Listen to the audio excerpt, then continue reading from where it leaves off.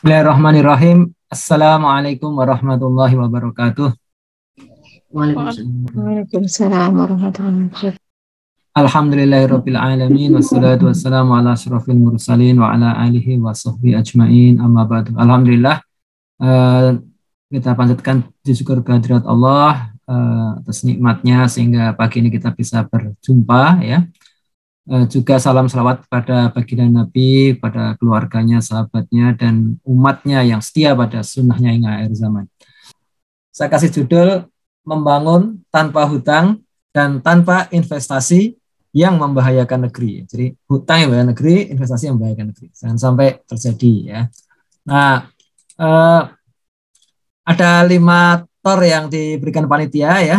1, 2, 3, 4, 5 ya. Langsung saja nanti masuk ke masing-masing akan saya bahas ya. Saya lebih suka ada tor seperti ini ya. Langsung pertanyaan, saya banyak apa gitu. Ya. Saya mulai dari skala pribadi ya. Jadi yang namanya utang itu memang bisa dipakai untuk modal usaha atau membeli aset ya. Misalnya kalau orang mau usaha catering, ini karena banyak ibu-ibu ini kan ya. Di kampung saya ini di RT saya saja tuh yang usaha catering ada beberapa orang ibu-ibu. Dan mereka tidak besar ya. Modal yang diperlukan tuh paling berapa? 5 juta gitu kan. Itu untuk kawinan tuh ya. 5 juta itu nanti mereka dapat 10 juta. Untungnya 5 juta ya. Jadi cuma mereka nggak selalu tiap minggu ada seperti itu ya. Kadang sebulan sekali, kadang sebulan 2 kali begitu. Tapi intinya utang itu bisa dipakai untuk usaha ya, modal gitu kan. Karena ya memang dari si pemberi jasa pengorder jasa itu bayar ya. Tapi kan sebelum lunas kan kadang harus dimulai dulu gitu ya. Kalau catering yang sudah itu bisa ini sih sudah lunas sebelum hari H ya. Tapi kalau yang jualan makanan dititipin di warung-warung itu nggak bisa seperti itu kan ya. Itu harus ada modal itu. Nah, modalnya kadang-kadang ngutang ya. Bisa juga beli aset nih, bikin kos-kosan ya. Itu faktanya banyak di sekitar kita ya. Bikin satu ruangan itu ya, kalau tanahnya sudah ada itu mungkin perlu berapa ya? 30 juta barangkali ya. 30 juta ya. Nanti kalau jalan ya nanti setiap bulan dapat 1 juta gitu. Nanti 30 bulan selesai kan, enak kan? Nah, itu nanti passive income ya. Nah, itu cara berpikir yang sangat sederhana ya dan faktanya jalan ya. Di sekitar kita saya kira banyak kos-kosan, catering yang orang yang sekolahnya nggak usah tinggi-tinggi lah ya, nggak usah sarjana, nggak usah disebut intelektual nggak apa-apa, tapi jalan mereka ya. Nah, jadi fakta ini ada dalam skala pribadi ya. Nah, intinya bila return dari usaha atau aset itu sepadan dengan cicilan utang, maka itu sebuah langkah yang rasional ya. Kita harus akui langkah yang rasional untuk membangun usaha atau memiliki aset dan selanjutnya punya penghasilan yang berkelanjutan ya, meskipun ya tetap harus yang disisihkan karena ada depresiasi ya. Kos-kosan juga lama-lama akan rusak ya. Saya pikirkan seperti itu ya. Nah, skema utang ya, utang itu kita pahami ya, ini tadi sudah dijelaskan, pernah ada kelas dari Dr. Dwi Condro ya tentang riba ya. Jadi utang itu intinya tidak ada tambahan ya, 100% kembali tanpa tambahan. Sekalipun kita rugi utang harus dibayar. Itu kalau skemanya adalah utang. Nah, utang ini dapat digantikan dengan investasi. Itu ada bagi hasil, tapi juga bagi risiko ya. Jadi kalau saya ngutangin, saya nggak boleh berharap ada nilai tambah kan. Gimana kalau utangnya nggak lunas-lunas? Wah itu repot loh. Bertahun-tahun kalau pakai rupiah kena inflasi gitu kan. Maka yang paling aman utangnya pakai emas aja lah.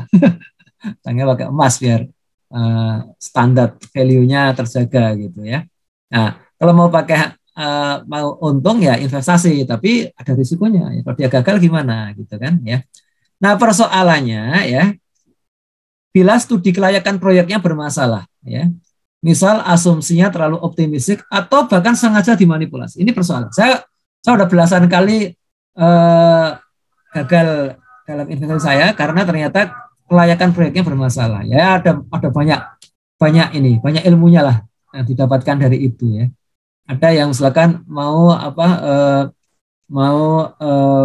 bikin warung sembako gitu kan, bikin warung sembako. optimistik ya, wah orangnya sudah pengalaman ngurus itu dan macam-macam gitu kan. Setelah jalan ternyata ada persoalan baru yang tidak terduga ya, yang saya nggak tahu ya. Saya tidak bersuudzon bahwa pengelolanya itu memang sengaja menutupi informasi itu gitu. Misalnya apa? Misalnya bahwa ternyata tidak lama kemudian ada grosir di dekatnya, nggak kalah langsung. Soalnya harganya lebih rendah ya, ada servis lebih tinggi. Tapi tidak mudah itu. Ya. Nah, yang kedua adalah bila ada faktor eksternal yang membuat proyek tidak lancar. Ya. Bikin warung, wah tadinya rame, tiba-tiba ada pandemi, nggak boleh buka warungnya, waduh nangis itu kan. Itu faktor eksternal seperti itu. Ya. Kemudian bila melibatkan riba pada utang, nah, ini riba ini masalah ya. Kita untung nggak untung kena riba itu ya. Atau syarat-syarat khusus yang memberatkan. Itu kalau investasi. Ini tiga hal ini terjadi juga pada utang dari negara. Ya. Negara ini kadang-kadang memang perlu utang ya. Tadi kalau produktif nggak apa-apa ya. Negara perlu bikin layanan yang inginnya nanti layanannya itu hidup terus kan. Bukan pemerintah harus ya, tapi kan nggak semua layanan itu harus gratis ya. Layanan apa misalnya? Layanan yang sifatnya kamaliyah ya. Pesawat, nah, misalkan ya. Kan tidak semua orang harus terbang kan? Enggak, kan? Ada alternatif yang lain. Nah, tapi orang-orang tertentu kan ingin lebih cepat, ingin ini ya terbang. Jadi negara bikin BUMN namanya Garuda gitu kan. Nah, itu kan semacam itu bisa model dengan utang ya, utang dululah ke mana, ke Boeing ya, di pesawatnya nih dulu nanti, atau ke perusahaan yang mengutangin gitu ya. Nah, atau kalau utangnya mereka kalau kapitalis nggak mau utang tanpa riba, nggak mau ya udah investasi skemanya kan ya. Oke. Nah, tapi ini kalau hitung-hitungannya salah ya, prediksinya ini yang paling banyak jalan tol. Wah, jalan tol itu paling banyak ngawurnya tuh jalan tol itu ya. Sampai ada satu buku judulnya The Confession of Economic Hitman ya. Jadi itu dulu intelijen ekonomi dari Amerika ya datang ke negara kita ya tahun ya zaman awal Orde Baru dulu. Kemudian membuatkan ini kan proposal ya untuk ngutang ke Bank Dunia atau ke lender-lender asing lah gitu ya. Intinya adalah bahwa proyek-proyek itu akan cepat sekali menaikkan pertumbuhan ekonomi kita. Terlalu optimistik tapi ya. Nah, jadi pada negara lebih sulit lagi karena revenue dari proyek itu terlalu makro ya. Kalau bisnis ya mikro ya itu mudah ya. Orang bilang kamu perlu invest ini, kamu perlu ini. Tapi kalau cash flow-nya itu kok nggak lancar, berarti ada yang salah itu. Cash flow-nya nggak lancar. Kok perlu kos-kosan nanti ini mahasiswa banyak nih, kalau punya 10 pintu, bayangkan 1 bulan 1 juta itu kalau kos-kosannya dekat kampus ya. Fasilitasnya bagus gitu. Itu sebulan 10 juta. Jadi kalau setahun 100 juta itu kan ya, misalkan begitu. Jadi kamu bikin kos-kosan 1 kamar 30, bikin semua 300, 3 tahun balik modal. Itu hitung-hitungan di atas kertas begitu. Dilalah ada pandemi, semua kelasnya online, nggak perlu ada yang kos. Waduh, bingung kita, ya kan? Itu seperti itu. Nah, kalau negara lebih sulit karena tidak langsung ada hubungannya dengan pemasukan negara. Maksud negara itu kalau dalam sistem sekarang kan dari pajak. Apakah adanya penambahan jalan tol yang begitu banyak itu menaikkan pajak? Ya belum tentu. Kalau ekonomi tidak booming ya, tidak booming beneran ya susah ya. Nah, akibatnya banyak negara terjerat utang atau secara tak langsung diperbudak oleh investor. Misalnya minta macam-macam karena tadi ya, karena ingin ya intinya tidak mau rugi lah ya namanya investor itu. Nah, apa dampaknya ya? Ketika negara berhutang, dia berada pertumbuhan ekonomi. Akan ada pajak yang masuk, dengan pajak ini hutang bisa dibayar, ya, cicil dilunasi. Ya. Nah, hutang yang sehat itu bila cicilan tidak lebih dari 30% PDB. Ini berlaku umum ya. Itu kalau orang utang ke bank ya, itu maksimum 30% take home pay. Ya. Take home pay-nya 10 juta, ya kamu utangnya masuk 3 juta aja. Ya. Saya dihitung kalau begitu, kalau mau beli rumah, terus dia punya DP 30 juta. Ya udah, kalau kamu nyicilnya 10 tahun ya, 10 tahun misalnya ini angka gampangnya aja ya, 10 tahun berarti 120 bulan, ya. Penghasilanmu 10 juta, berarti 30%-nya 3 juta, berarti 3 kali 120, 360 juta, plus 30 juta DP, berarti maksimum rumah yang bisa kamu beli itu yang harganya 390 juta. Nggak boleh lebih. Kalau lebih kamu nggak sanggup. Itu gampang aja itu kalau orang bank begitu, ya. Nah, negara ini sudah sama 30 PDB. Maksudnya PDB-nya berapa? Itu kan banyak asumsinya, ya. Asumsinya apa ya? Yang real itu APBN, ya. Nah, hutang itu akan menjerat ketika sudah bunga berbunga sehingga cicilannya saya hidup dengan hutang baru. Dan itu terjadi saat ini, ya. Hutang kita saat ini kata Bu Sri Mulyani itu sudah 7.000 triliun.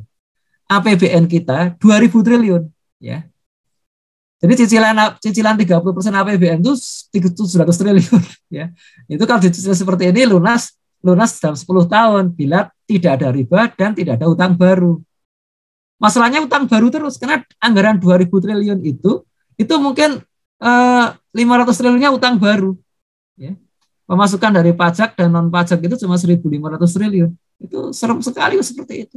Jadi tiap tahun nambah 500 triliun atau hari kita mau nyicilnya tuh kapan? Nggak tahu itu kapan-kapan gitu kan, ya. Maksudnya keinginannya tumbuh terus. Kita mau bikin kereta cepat, mau bikin IKN, itu yang panjang seperti itu, ya. Nah, itu kalau skemanya adalah utang. Bagaimana kalau investasi? Ya, kan Presiden waktu di awal jabatannya tahun 2014 kan ngundang investor tuh kan, ya silakan come to my country, gitu kan di waktu itu di mana di Cina ya, come to my country, invest, gitu kan ya. Nah, seorang investor itu ya berharap investasinya kembali dan untung ya. Kalau nggak untung ya percuma ngapain ya investasi situ kan. Karena itu dia ingin ada jaminan hukum, ada kepastian ya. Ingin ada undang-undang yang ramah investasi. Ya. Dia tidak ingin nanti ganti presiden, ganti aturan, investasinya mangkrak gitu kan ya. Nah, biasanya bentuknya adalah konsesi kepada swasta, terutama terkait sumber daya alam yang menguntungkan ya. Bisa minyak ya, bisa minerba ya, termasuk emas ya, bisa batu bara yang sekarang yang ramai kan itu kan ya. Nah, minyak itu pernah ada masa di mana tidak ada orang mau investasi Indonesia. Ya, setelah reformasi ini ya tahun 2000 berapa zaman SBY nggak ada yang mau investasi. Kenapa? Wah males Pak. Oh kita untuk sampai keluar sampai pasti ada minyak itu bisa keluar dari 10 triliun sendiri. 10 triliun ya. Itu kalau gagal dapat sumurnya ya hilang duitnya, nggak akan diganti. Nah kalau dapat nanti ada namanya reimburse ke situ kan ya. Dengan cara apa? Dengan cara bagian dari minyak yang dihasilkan. Ya. Tapi kalau nggak dapat ya hilang, 10 triliun hilang. Gitu, ya.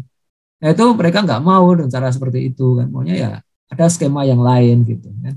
Nah kemudian aturan-aturan yang terlalu mengekang swasta harus dideregulasi. Itulah makanya kenapa ada undang-undang Omnibus Law Cipta Kerja. Ya. Sebelumnya lagi ada undang-undang minerba. Bahkan undang-undang KPK itu juga dalam rangka itu. Swasta itu juga pusing kalau sudah kerja tiba-tiba pejabatnya ditangkap KPK, pusing itu. Ya, yang korupsi birokrat tapi swastanya ikut kena ya. Saya punya kenalan orang swasta ya, dia ikut ketangkap gitu, ikut di ya cuma sebentar sih vonisnya cuma 4 bulan ya, masalahnya 4 bulan 6 tahun 4 bulan 6 tahun saya 6 tahun 4 bulan ya. Itu seperti itu ya. Bahkan mereka ingin juga undang-undang politik. Undang-undang itu termasuk pemilu ya. Makanya ada aspirasi nih pemilu diundur ya. Atau ada amandemen undang-undang dasar. Jadi pemilunya presiden bisa 3 periode. Itu demi menjaga supaya ramah investasi ya. Bahkan kalau perlu KUHP juga diubah ya, atau dibuat KUHP yang baru. Karena jangan sampai investor itu udah capek-capek di sini kok tiba-tiba nggak ada perlindungan gitu kan ya, hanya karena dia orang asing atau gimana gitu. Itu dampak yang sedang mulai, dan korbannya adalah rakyat ya. Rakyat nggak tahu apa-apa, tahu-tahu tanahnya digusur ya, tahu-tahu ada pencemaran tapi nggak bisa protes juga ya, dan sebagainya ya. Nah yang ketiga adalah mengapa negara khilafah Islam dulu bisa membiayai pembangunan tanpa terjerat utang dan tergantung investasi ya. Jadi gini, memang beda ya. Jadi misi kewajiban negara dalam Islam itu hanya memenuhi kewajiban atau memenuhi kebutuhan asasiah, ya, kebutuhan dasar, bukan kebutuhan kamaliyah ya. Jadi dirinci itu dasar itu apa ya. Maka itu saya bilang ini sebenarnya materinya berat, ini bisa beberapa sesi jadi mata kuliah sendiri ya. Kenapa? Karena kita kalau bicara asasiyah sama kamaliyah itu kadang-kadang perdebatannya panjang. Misalkan begini, di antara kebutuhan asasiyah itu adalah sandang ya. Kan sandang, pangan, papan, kesehatan, pendidikan kan gitu kan, itu asasiyah. Kalau sandang, baju, ya orang perlu baju. Kalau perempuan muslimah perlu baju gamis dan kerudungnya gitu. Hanya itu? Ya enggak ternyata. Kalau kita cuma baju, aduh lama-lama kan bajunya kotor kan ya. Oke, beliin 2, 1 dipakai, 1 dicuci. Tapi kalau sekedar baju saja, nggak bisa.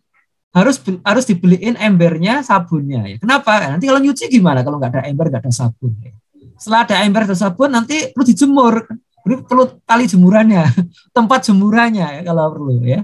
Setelah itu perlu setrikanya. Jadi ternyata hal-hal itu tidak terlintas ketika orang hanya berpikir asasiyah, tapi itu terkait erat dengan asasiyah. Ya. Demikian juga makan. Makanan kalau ternyata kita nanti selain makanannya itu juga perlu mungkin alat-alat makannya ya, perlu lemari untuk nyimpan ya, bahkan lemari esnya ya. Kalau nggak gitu kan cepat basi juga ya, cepat kita nggak bisa menyimpan ya, dan sebagainya. Jadi ini perlu didetailkan ya. Makin detail makin pusing ternyata ya. Nah, tapi untuk kamaliyah ini ya, warga atau swasta itu diizinkan berkompetisi untuk mendapatkan yang paling ekonomis ya. Apakah kayak misalkan baju yang ketiga itu sudah kamaliyah, yang asasiyah itu 2 aja. Ya. Mungkin kalau untuk orang yang punya anak kecil mungkin lain ya, karena kecil suka mudah kena najis ya, itu lain lagi. Tapi baju yang berbeda yang dipakai di seputar rumah dengan yang dipakai pergi-pergi itu sudah kamaliyah ya, sudah kamaliyah. Kalau di tempat yang udaranya dingin ya, di tempat yang ada musim dingin tentu ada baju musim dingin itu sendiri, itu asasiyah juga, bukan kamaliyah kalau itu ya. Ya. Nah, jadi itu silakan berkompetisi, yang paling ekonomis. Nah, untuk negara ya, untuk tingkat negara, kewajiban negara yang asasiyah juga diambil yang paling asasiyah. Tidak harus yang mengikuti state of the art dunia ya. State of the art itu yang terkini, terhebat. Misalnya negara itu perlu punya alat-alat pertahanan kan ya. Alat pertahanan itu apa? Misalkan ya senjata ya. Perlu punya tank, punya panzer gitu kan, punya pesawat tempur gitu kan. Tapi apa harus yang terakhir ya? Kalau pesawat tempur apa harus yang kalau Amerika tuh F-35 ya. Itu harganya 10 triliun satu biji F-35 ya. Atau cukup yang lain aja, yang buatan Swedia tuh SAP ya. SAP itu cuma berapa? 500 miliar mungkin ya satu biji ya. Itu. Nah, itu tidak harus yang ini ya. Atau mungkin nggak harus pesawat, cukup drone saja ya. Atau cukup roket saja ya. Itu seperti itu ya. Nah, kecuali jelas manfaatnya, effectiveness-nya dan multiplier efeknya. Ini kata multiplier efek ini harus kita tekankan ya. Nah, contoh misalkan masjid itu adalah suatu kewajiban negara yang asasiyah ya. Negara harus menyediakan masjid. Masjid itu bukan ya warga boleh wakaf untuk, tapi sebenarnya masjid itu tugas negara untuk menyediakan secukupnya ya. Biar nggak terlalu jauh masyarakat untuk ke masjid gitu. Itu untuk menjaga agama saya, hifzuddin ya. Tidak harus mewah, nggak harus dengan marmer, karpetnya tebal, ada menaranya, ada AC-nya, nggak harus ya. Masjid Nabi di zaman Nabi itu sederhana sekali. Jangan bandingkan dengan masjid Nabawi zaman sekarang ya. Demikian juga infrastruktur kan ya. Ini yang penting fungsinya untuk kemudahan kehidupan masyarakat ya.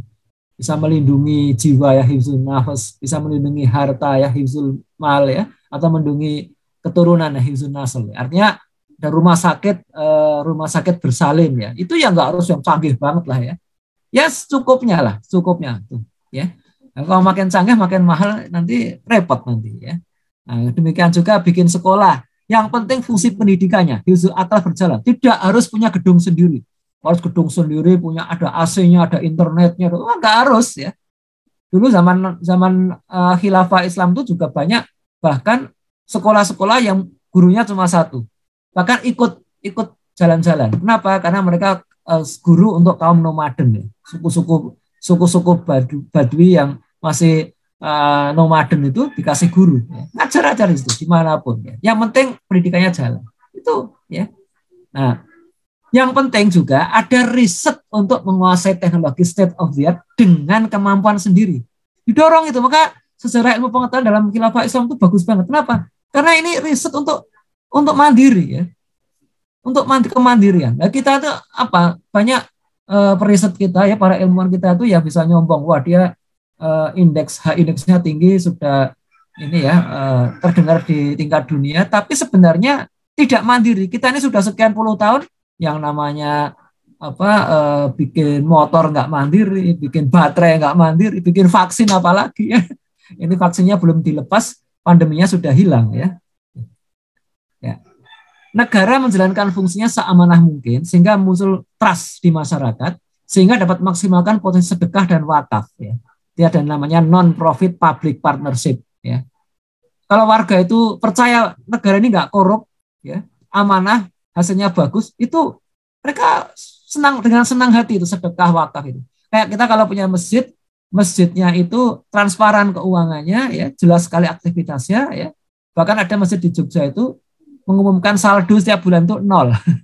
nol rupiah. Kenapa? Langsung kelihatan dipakai untuk untuk aktivitas begitu. Itu warga senang lah, tahu sedekah lagi begitu. Kemudian dakwah dijalankan negara dan masyarakat agar semua mengarahkan tujuan hidupnya sesuai syariat Islam. Sehingga tidak ada hedonisme, ya, tidak berkembang hedonisme, dan biaya menjalankan negara tetap minimal. Kita ini sekarang, negara kita itu berbiaya tinggi. Berbiaya sangat tinggi. Ya tahu sendirilah mengapa banyak orang menjabat baru sebentar langsung kaya raya gitu kan. Itu sangat tinggi. Ya. Lantas bagaimana prospek negeri kaum muslim membangun negara secara mandiri? Ya, bagaimana bisa memulainya? Ya, saya kira yang pertama adalah perubahan paradigma ya. Paradigma kehidupan yang materialistik, hedonistik harus direvolusi. Baik di level masyarakat maupun di elit kekuasaan. Ya. Ini harus direvolusi. Kemudian kalau ini sudah bisa, maka APBN harus diubah sama sekali. Baik dari sisi pengeluaran maupun sisi penerimaan. Ya. Nggak mudah loh itu, karena sudah orang-orangnya itu kalau yang ada di Dirjen Anggaran itu sudah terpola, harus begini. Susah itu, ubah paradigma itu ya. Pengeluaran dikurangi dengan fokus pada kebutuhan asasiah umat dan efisiensi pelayanan publik dengan memaksimalkan penggunaan teknologi. Ya. Tidak ada pengeluaran untuk membayar riba. Ini penting banget nih. Ribanya 500 triliun sendiri saat ini. Ya. Nggak ada. Coret semua. Ya. Bayangkan tadi kan 7.000 triliun kan ya. 7.000 triliun itu kalau ribanya 8%, itu ya kira-kira 500 triliun tuh setiap tahun. Ya. Nah, kemudian pengaruh utamaan riset untuk menguasai teknologi yang dapat meningkatkan efisiensi. Jadi teknologi yang terlalu canggih yang enggak, yes itu biar nanti aja lah ya. Silakan kalau mau bayar sendiri silakan. Tapi yang sekarang efisiensi. Ya. Bayangkan orang mau ngurus mau ke rumah sakit aja itu ribet banget ya. Vaskes pertama nanti ada surat, fotokopi, bawa ini macam-macam ya BPJS yang nanti ke rumah sakit segala macam. Wah, antri panjang gitu. Itu kan nggak efisien. Kenapa nggak bisa disingkat aja? Bikin pemilu ya. Pemilu itu sangat boros tuh. Anggaran berapa puluh triliun cuma untuk yang ribet-ribet ya. Ujung-ujungnya ada kotak kardus digembok gitu kan ya. Itu ngitungnya lama banget gitu kan. Nah itu repot itu seperti itu. Ada teknik e-voting ya, e-elections ya. Pemilihan dengan cara elektronik itu sangat murah ya. Cuma 1%-nya juga bisa tuh, 1% dari biaya yang sekarang diperlukan itu bisa. Dan dikuasai juga teknologi ya, tapi nggak ada kemauan politik untuk itu ya. Kemudian penerimaan ditingkatkan dengan optimalisasi sumber daya alam milik umat yang berkelanjutan dan peningkatan penerimaan dari wakaf ya. Kemudian akan ada penerimaan dari bagi hasil sumber daya kapital ya. Kita kan punya banyak sumber daya alam tuh yang paling sustainable tuh hutan ya. Kemudian laut, Indonesia sangat diberkahi dengan itu, hutan dan laut sangat luas. Baru mineral itu kita banyak tapi akan habis berat masalahnya kan. Jangan terlalu bangga dengan mineral ya. Kemudian sumber daya kapital itu BUMN ya, punya pabrik, kebun-kebun. Tapi aneh selama ini BUMN ini nggak jelas hasilnya itu dikit banget ya. Sementara kebun-kebun sawit yang milik swasta itu hasilnya banyak banget, itu bingung kita ini kenapa dong kebunnya luasan BUMN gitu kan. Belum sumber daya informasi kan ya, invensi teknologi karya cipta itu banyak banget itu nggak ada penerimaan yang signifikan dari situ. Nah, untuk itu perlu ada transformasi aturan-aturan dan budaya. Juga perlu masa transisi. Jadi transisi perlulah, karena pasti kalau shock terapi itu ya banyak yang bingung nanti. Pelaksana di lapangan itu bingung gimana kemarin boleh sekarang nggak boleh gitu. Nah, bagaimana peran intelektual untuk mewujudkan ini? Ada beberapa ya. Pertama, saya kira pelajari berbagai hal, baik teknologi, ya, sosiologi tentang masyarakat maupun ideologi untuk mengatur negeri. Ini wajib kita pelajari. Dan yang kedua, bangun jejaring antara intelektual yang peduli pada negeri dan ingin memberi solusi Islami. Ya. Yang ketiga, mari kita beri peringatan ke masyarakat maupun kaum elit. Karena kalau di surat Al-Ghasyiyah itu ya Allah memerintahkan 4 ayat tentang penelitian ya, tentang kegiatan aktivitas ilmiah ya. Afala yang dzuruna ilal ibli kaifa khuliqat wa ilal sama'i kaifa ruwat wa ilal jibali kaifa nusibat wa ilal ardi kaifa. Itu ayat-ayat saintifik tuh, ayat-ayat perintah untuk melakukan aktivitas akademis ya. Terus fadzakir innama anta mudzakir lasta alaihim bimusaitir. Ya, karena kalian adalah pemberi peringatan. Kalian tidak punya kekuasaan atas mereka. Ini kita nih pemberi peringatan kan ya. Tapi ada baiknya kita tetap bikin kajian akademis ya, kita bikin simulasi sistem subsidi, sistem pengganti dari SIM sekarang ini, kita hitung-hitung anggarannya gimana sih, APBN-nya seperti apa sih ya. Nah, kemudian juga roadmap transformasinya, seperti apa roadmap-nya itu ya. Tidak mudah seperti itu ya. Lalu kita kontak ke kaum elit kekuasaan ya, keamanan, kemakmuran maupun kecendekiaan ya, untuk sama-sama berubah ya. Jadi elit di mana-mana itu sudah terbagi 4 ya. Ada kekuasaan politik, keamanan itu tentara, polisi ya. Kemudian kemakmuran itu para pengusaha ya. Dan kecendikian itu para akademisi. Elit ya ini aja elit itu ya. Nah, ini kita dorong ya untuk sama-sama berubah ya. Dan saya yakin di dalam terowongan yang paling gelap pun di ujung sana ada cahaya.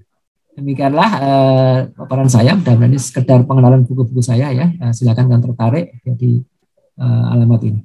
Terima kasih. Assalamualaikum warahmatullahi wabarakatuh.